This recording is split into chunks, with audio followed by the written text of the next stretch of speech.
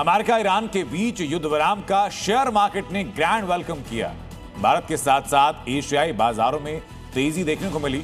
Nifty में करीब 4% की तेजी दर्ज की गई। बीएसई का मार्केट कैप 443 लाख करोड़ पहुंच गया, जिससे निवेशकों को लगभग 14 लाख करोड़ रुपए का फायदा हुआ। इसके साथ ही सोने चांदी की कीमतों में उछाल आया तो क्रूड ऑयल की कीमतों में भारी गिरावट दर्ज की गई। लेकिन सवाल ये कि क्या बाजार का ये रुख आगे भी बरकरार रहेगा? क्या सोने चांदी की कीमत में और तेजी आएगी, और अगर हां तो कितनी तेजी आएगी?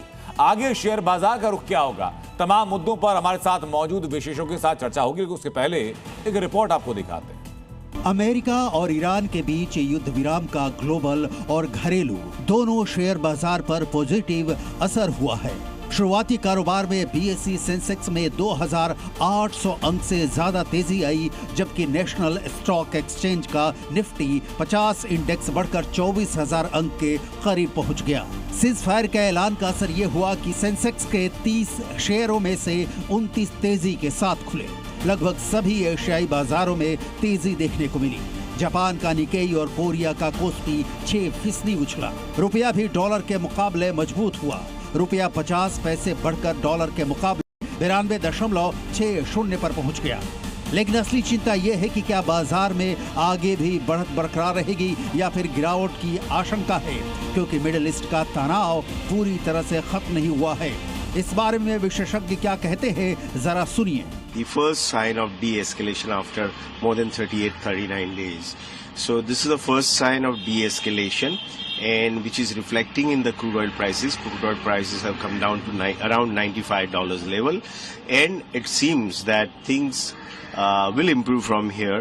And the biggest positive news is that Strait of Hormuz is now open.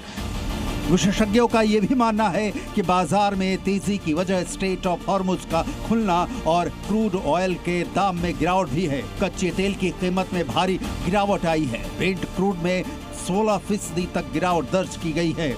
सवाल यह है कि क्या क्रूड ऑयल की कीमत में और भी गिरावट आएगी?